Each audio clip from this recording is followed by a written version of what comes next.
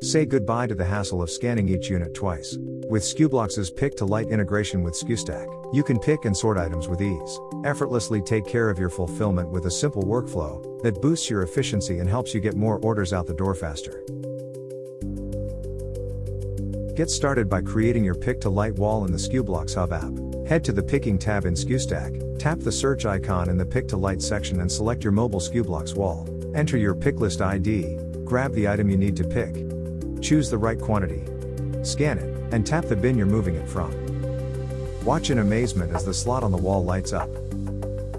Check the Skublox Hub to see the item has magically appeared on the wall, ready to be sorted. To finish the sort, simply scan the Skublox sorting barcode in Skustack and watch as the product is transferred to the picking bin and marked as sorted.